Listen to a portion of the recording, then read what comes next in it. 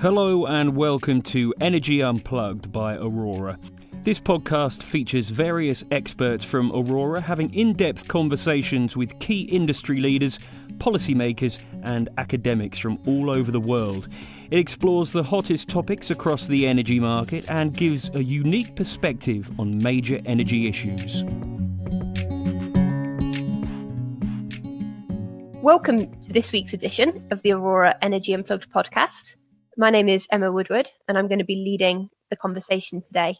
I'm a project leader on Aurora's advisory team and I lead much of the work that Aurora does in the low carbon flexibility space.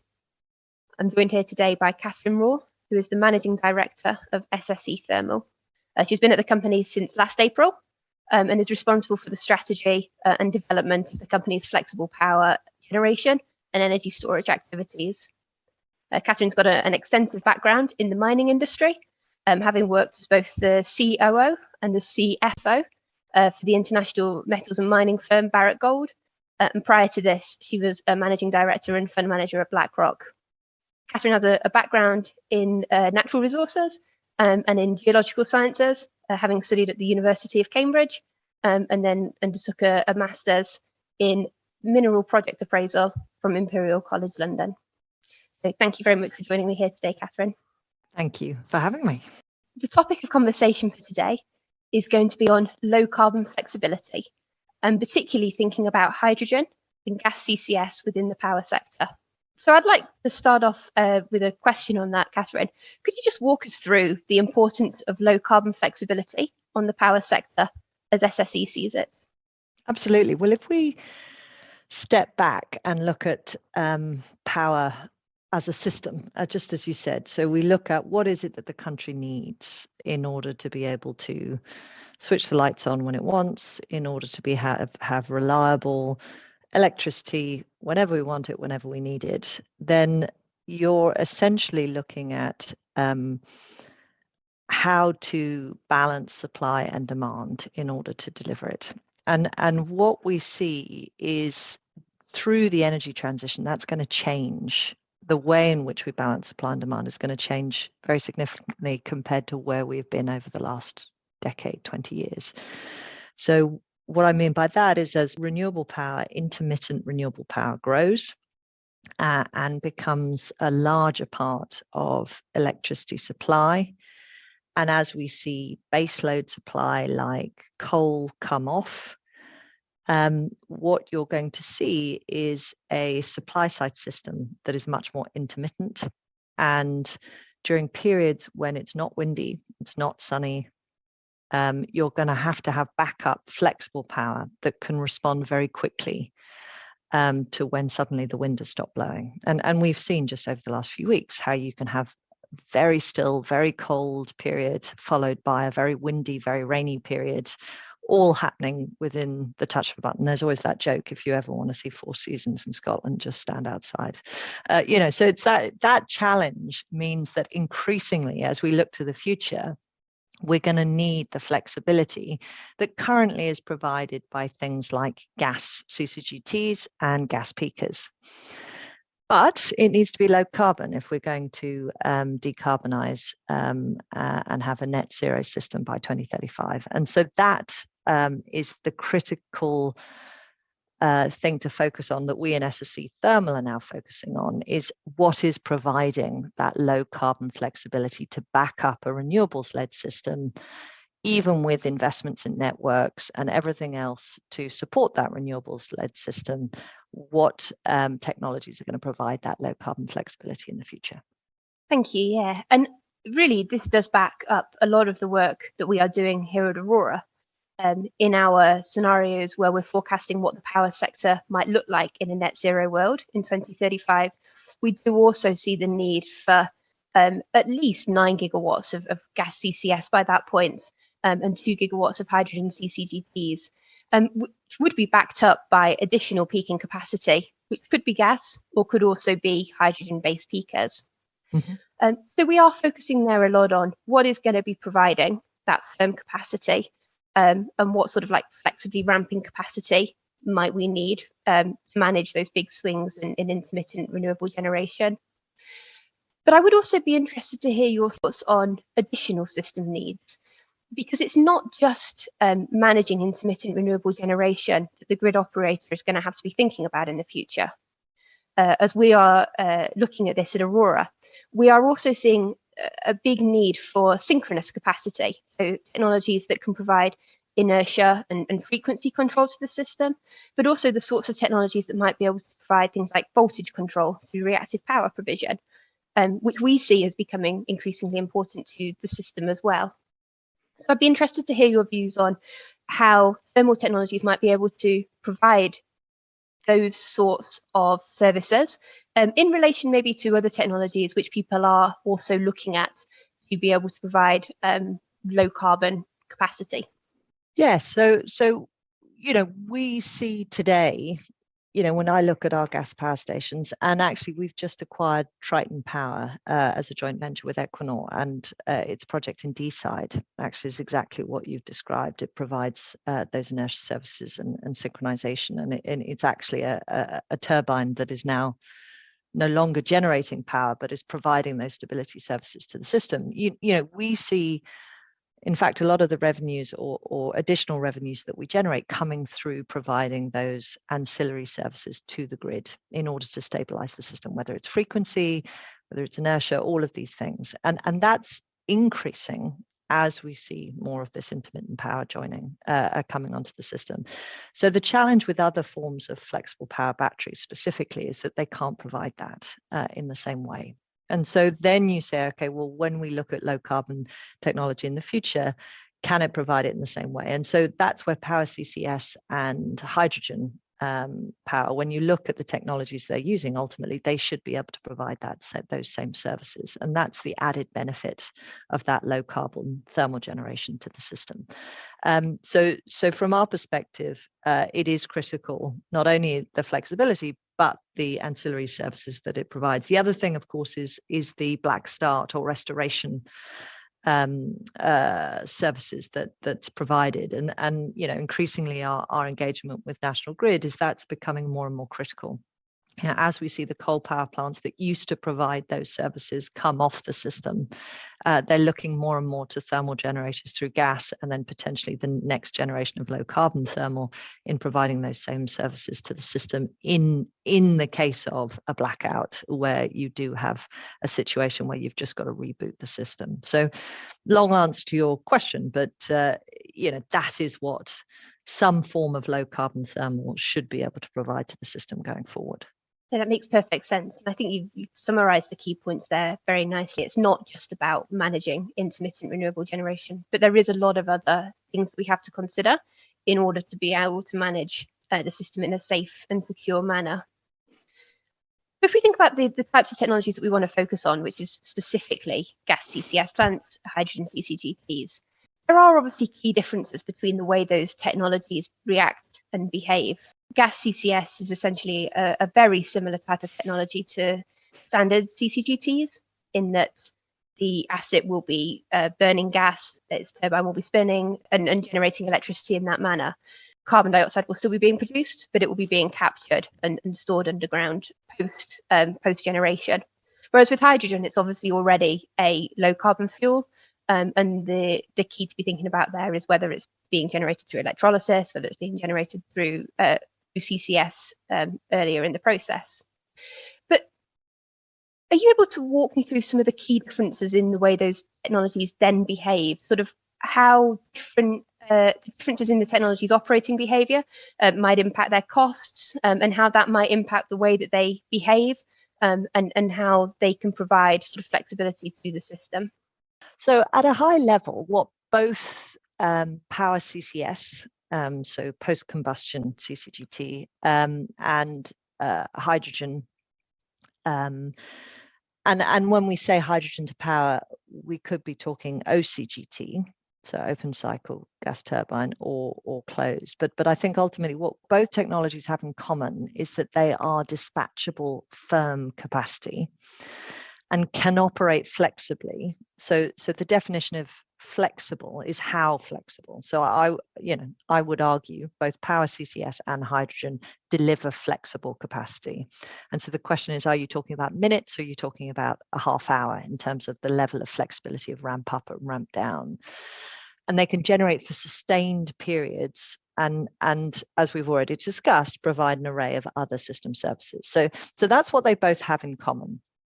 And our view as a power provider, a networks operator, hopefully as objective and a company as you can get, in that we sit across the whole spectrum of renewables, networks, and thermal and storage, is that we're technology agnostic, and therefore see both of them as a solution, not one or another. We don't see them as mutually exclusive technologies.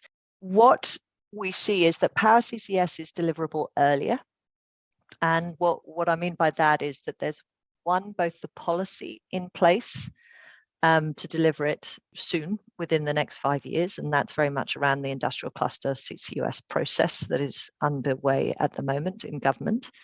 And two, the technology itself is more tried and tested. There are power CCS operations all over the world. There are CCUS operations over the world. And so the step we're taking in terms of putting it into the system, operating gas turbines off it, is relatively small, albeit still a first of a kind. It's not such a risk from a technological perspective. So it's got policy in its favor, it's got the potential infrastructure in its favor, and it's got the potential technology in its favor. Hydrogen, on the other hand, is a very nascent market. So it's a huge opportunity to deliver into the low carbon network. It potentially in the future could be fossil fuel free, in that if you're producing through electrolysis, through green hydrogen, you can take gas out of the system altogether. And so that's obviously a positive if that is your ultimate goal. I'm not saying that is the UK's ultimate goal. I'm just saying that has that element of being a permanent solution in that respect. But the technology actually is relatively straightforward. There's no reason why hydrogen shouldn't be able to be, a burn through a turbine in exactly the same way as gas. You just need to adapt it accordingly. But what we haven't seen is significant hydrogen to power at scale. Mainly because it's been difficult to get the hydrogen and store the sufficient amount of hydrogen in order to be able to actually illustrate that flexible, reliable, sustained generation of power through hydrogen. And what is lacking is also policy at the moment for hydrogen to power. We've got the beginnings of a business model for hydrogen production, but we don't have a business model for storage. And at the moment, there's no added advantage outside of it being low carbon for generating power via hydrogen versus generating power from unabated gas, for example. There's no direct incentive to do that other than the cost of carbon.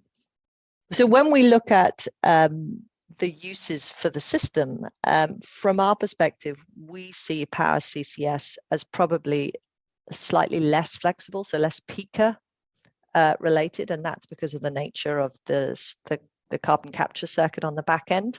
Having said that, some of the work we're doing at SSE in partnership with Sheffield University and at the Monkstad facility, is actually looking at how flexible, how dispatchable, what is the impact on capture rates of ramp up and ramp down, how to almost create an independent CCS circuit so that you can keep it warm, all of which is trying to improve the efficiency and being able to operate a power CCS, CCGT in exactly the same way as we currently operate our existing CCGT. So we've had to adjust the way we operate our existing fleet to respond to the changing nature of the demand from National Grid. And very much as we see renewables increase, we're no longer at the 50, 60, 70% load factors. We're now sitting already at the 20, 30, 40% load factors. So we're doing that already with our existing fleet.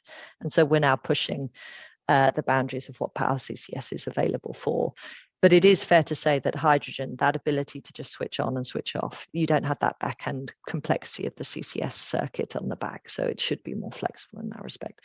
So it was a very long-winded answer to your question, but there is both the sort of policy, first of a kind technology side of it that differentiates power CCS relative to hydrogen. And then there's the actual use of it, given the difference between what is a power CCS circuit and the slightly more complex nature of it. It's a two-part process, whereas you're just burning hydrogen in a gas turbine effectively for hydrogen. So it's a simpler process. And the only other thing I'll finish on is efficiency, which is depending upon what your source of hydrogen is, what your cost of producing that hydrogen, it is fair to say, especially if you're looking at blue hydrogen as your source, that if you're standing back and saying, should I take natural gas, turn it into hydrogen to use up electricity in doing so, to then burn it again to make electricity, that's less efficient than saying, shall I take that natural gas and just make power? However, if you can produce hydrogen at very low cost because you're doing it through offshore wind that is surplus to requirements when electricity prices are negative, for example, overnight, then you can produce that hydrogen very cheaply. And if you can store that hydrogen and then burn it when electricity prices are high because demand is very high or because there isn't wind and offshore wind to supply it, well, then actually it becomes very economic. So the important differentiator between hydrogen is it effectively allows you to load shift renewables. And that's not a capability that power CCS has. And so that's an additional sort of, I don't know whether you call it an advantage or nuance that makes actually looking at both technologies logical, because they meet slightly different system needs in terms of what they're delivering. No, I think your final point was a very good one there. They both, from everything that you've explained, and also from the work that Aurora's done, we feel that they are both very important technologies for the system to have, because of the fact that CCS could operate at higher load factors. It can serve a certain role on the system. Hydrogen's sort of quick ramping rates and potential ability to be shifting generation from intermittent renewables does also provide a good complement both to renewable generation but also to CCS in the future. So it sounds like both are going to be required, but potentially there is some more work that needs to be done in the policy space. And I would be interested towards the end of the podcast to talk a bit more about what sort of progress that is going to be needed in 2023 in that space. But before we get on to that, you've already brought up the fact that SSE, with the acquisition of Triton, is looking at some hydrogen projects. I'd be interested to hear what other work SSE is doing in this space in the near-term future.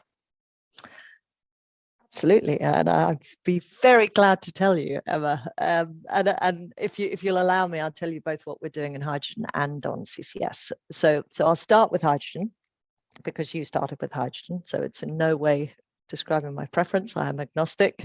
So on the hydrogen side, as you said, we were successful in acquiring Triton back in, the deal closed in September with Equinor, our partner Equinor. One of the reasons it was so attractive to us was partly because we are looking effectively to position the Humber as really the leader or a leader, but I would like to say the leader in terms of the hydrogen economy in the UK. Now, I recognise that there's also the HyNet cluster on the West Coast, but from the perspective of really driving both the hydrogen ecosystem, I'll call it, what you need for a successful ecosystem is key elements of the value chain. So at the moment, policy is very much focused on production. And so you've got all of this sort of rush of projects being announced, small, medium, large, on the production side. But where we see a real gap, or did see and continue to see a real gap, is who are your off-takers?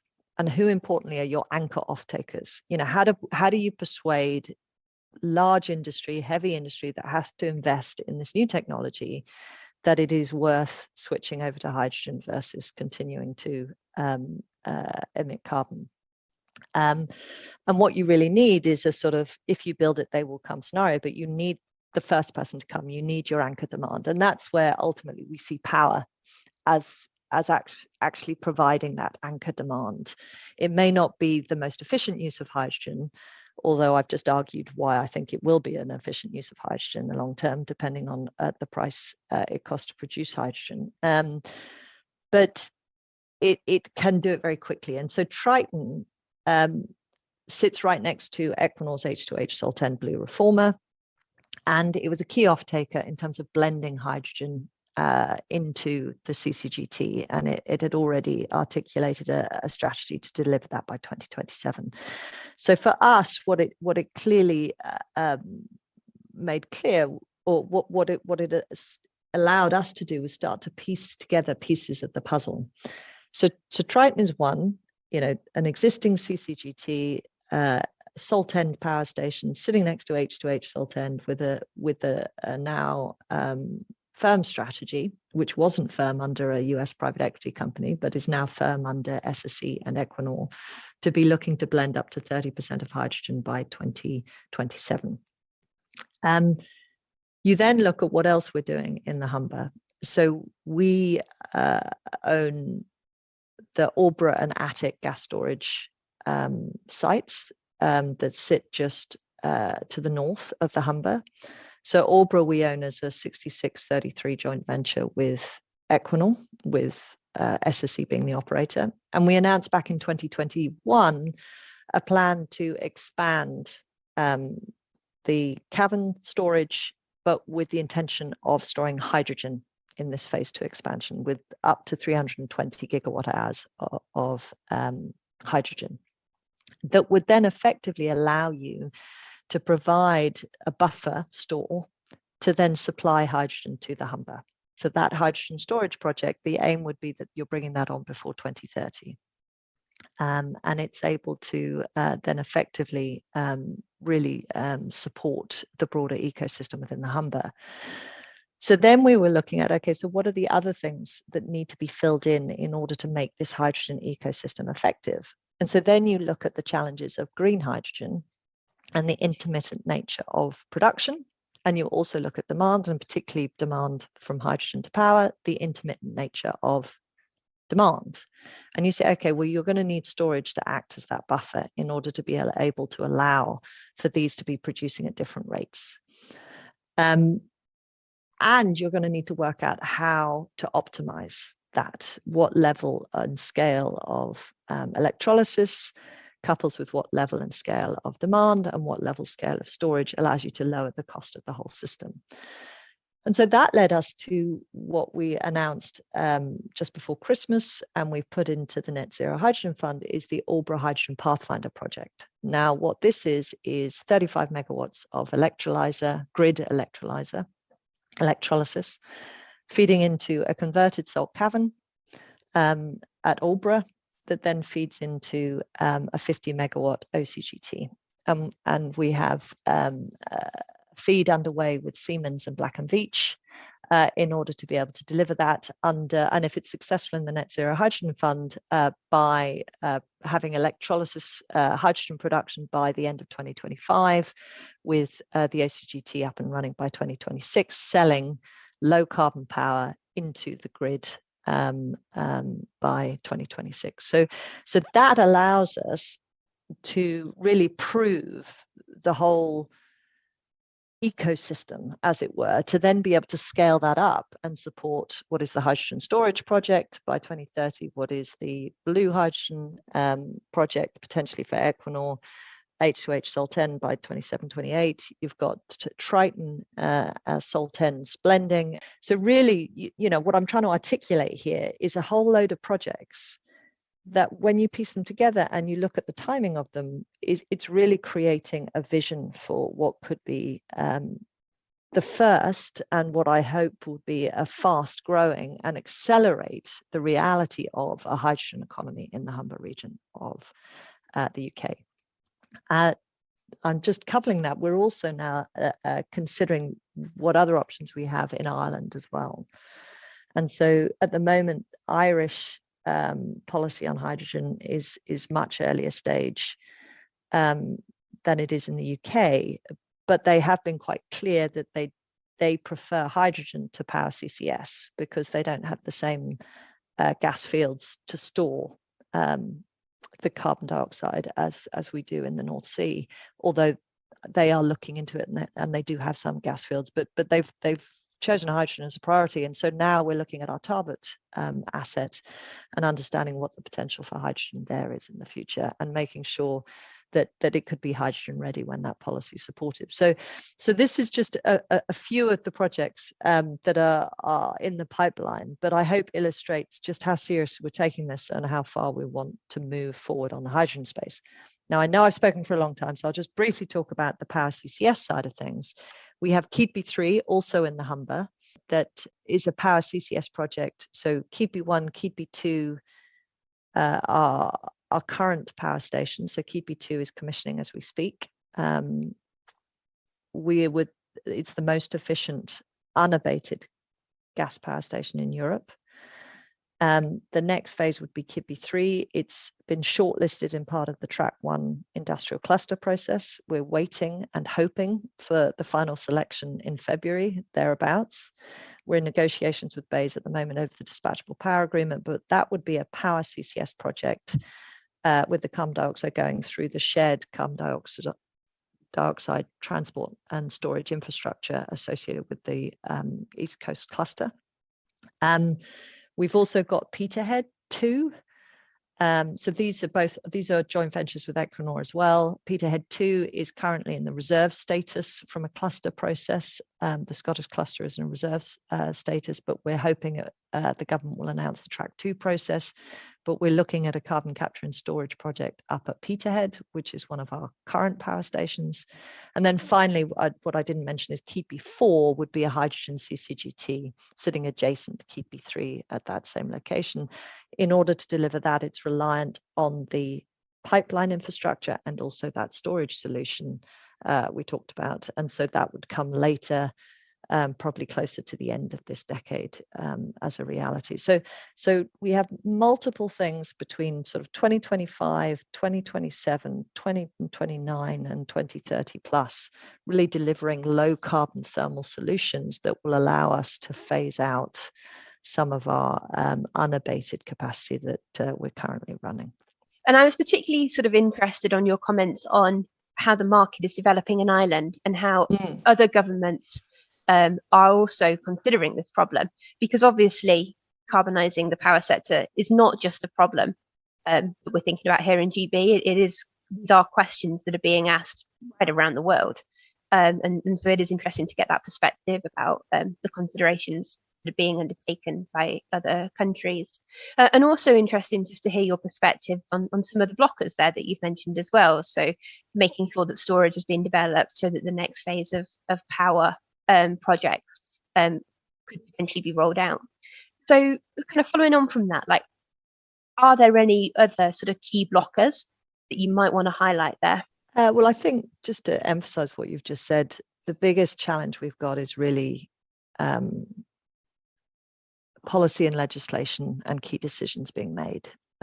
So we have a pipeline of projects, but whether or not they go forward is really dependent upon, one, whether we have the legislation in place, for example, for the transport and storage infrastructure, for the dispatchable power agreements that they're negotiating. So not only are we dependent upon government decisions on how this new low carbon power is going to contribute to the system, market reform. We've just had a consultation announced on the capacity mechanism. There's a whole load of stuff that has to go on to really reshape the power market to be able to adapt to a low carbon decarbonized environment that is yet to happen. And that's at a very high level. There are lots of specifics. We don't have a business model yet for hydrogen storage. there is nothing specific that would incentivize hydrogen to power, for example. We're going down the dispatchable power agreement for power CCS, but there isn't an equivalent for other forms of low carbon thermal generation. So these are all the things that need to take place. So we need policy and legislation to shape what that future looks like, to give us the certainty that then allows our investment decisions to be made. So we can have this pipeline, we can push it to the point of making a final investment decision, but we can't go to our boards without some clarity ultimately on how you make your return over time. I think the other key area that concerns me when I look to the future is really the OEMs and their ability to deliver on all of this, their willingness to take risk, the impact on supply chain of inflation, of the challenges of recovering from COVID. There are all these challenges that say it might be very well to make these big announcements and talk about targets that we're going to deliver X by 2030. But if we don't have the suppliers of the equipment, if we don't have the skilled workforce, if we don't have coordination across the supply chain to actually deliver these things, then we're going to fail. And so we're working very hard with our partners to really be able to work out where these bottlenecks are and what we can do to help them achieve ultimately the outcomes that we desire. So those I think were the two biggest blockers. What I don't think is blocking is access to capital. What I don't think is blocking is societal support. Oh, sorry, the third blocker I should have mentioned was planning and consenting, which fits under the sort of policy and legislation a bit. But the planning and consenting process takes a huge amount of time. And unless we're going to really make sure that all stakeholders are aligned and that government has a strong position on how priorities around planning and consenting are considered for energy and power, we're going to end up being bogged down in bureaucracy and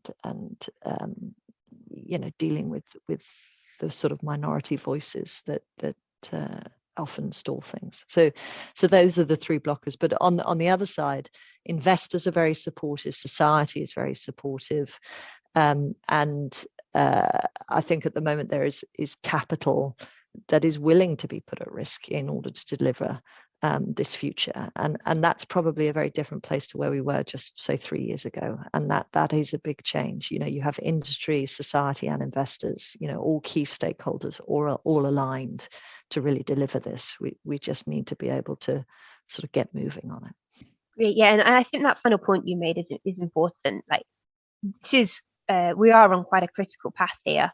The government has got these targets for us to achieve net zero by 2035. And there's a lot of ideas and a lot of policy thoughts about how we're going to get there. But often it feels like we don't take big enough sort of concrete steps in making the kind of policy decisions that people are likely to need in order to be able to make progress towards this goal. So from your perspective, what key things need to happen this year in order to support the development of low carbon flexibility in the power sector? So the first will be actual decisions around the track 1 cluster process.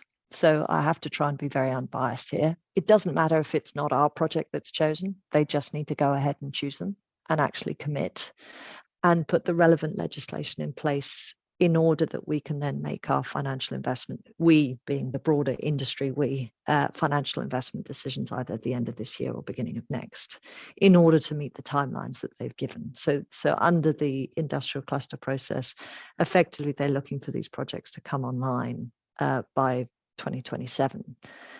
Time is running out. If these decisions aren't made now, and when I say now, I mean this quarter, before the end of March, and if we don't have legislation passed that then allows for these things to get built and for the infrastructure to get built, and that we don't have the planning and consenting processes moving and decisions made, Keadby 3, for example, we've got our planning. We've managed, to get through the DCO process. So some of these things are already there, but really the critical thing is that we just need those decisions made in the next few months, the dispatchable power agreements signed, in order to make the FID decisions either the end of this year for our projects, beginning of next for others. Those will be critical from the CCUS side of things. From the hydrogen side of things, it'll be around again, key decisions on the Net Zero Hydrogen Fund and the Strand 3 process that has gone through. What funding is available, what long-term support is available through the hydrogen production business models, some clarification on things like low carbon hydrogen, what exactly is the definition of that, how do you standardize that over time. The big blocker or bottleneck for us is that a hydrogen business model for storage isn't planned until 2025, which we think is too far away in order to achieve the ambition the government have set out for hydrogen by 2030. So that needs to be brought forward in our view. And if it isn't, then there needs to be some bridging model or some interim that allows us to move forward with hydrogen storage, allows others to move forward with hydrogen storage in order to enable and facilitate growth in hydrogen production and offtake going into the 2030 period. So those would be the critical things for me this year that need to be delivered, which is no mean feat. The other thing I think, just to add to that, is then what is next. So on CCUS, it's track 2 process. What is the scale of ambition on CCUS by the government? They've talked about at least one power CCS project, but do they want more? And how is it going to work? Are we going to go through this same cluster sequencing process, this same customized EPA process, or are they going to start standardizing these things? So just looking for all of that. And then finally, REMA, so market reform and all elements of that, and how does that feed into this low carbon transition discussion? It's been a really interesting conversation. I think we've summarized really well why low carbon flexibility is going to be important to the power sector, and the different roles that gas CCS and that hydrogen CCGTs may be able to play, and why really we're likely to need both of them in order to be able to operate the system in a safe manner. And it's been really good to hear about the sort of projects that SSE is working on, and how you've been putting together sort of different aspects of hydrogen production, hydrogen storage, and how you're thinking about those projects being able to interact with each other. There are lots of positives to bring out as well. It sounds like there's a lot of things, a lot of people that are very keen to invest in this area, and there's a lot of appetite to see this particular bit of the power sector grow over the next few years. So really, if I can summarize, it's probably really in the policy space. We need to see the most progress in this year. And I think you've highlighted the key areas that policymakers could be thinking about. So I'd like to take a moment to thank Catherine for joining us, and also just to highlight the fact that I will be speaking with SSE Renewables in the next few weeks to continue the conversation and to focus particularly on how hydrogen and renewables could interact going forward. So thank you, Catherine. Thank you very much, Emma, and thanks for the opportunity. That was Emma Woodward, project leader on Aurora's advisory team, talking to Catherine Raw, Managing Director of SSE Thermal.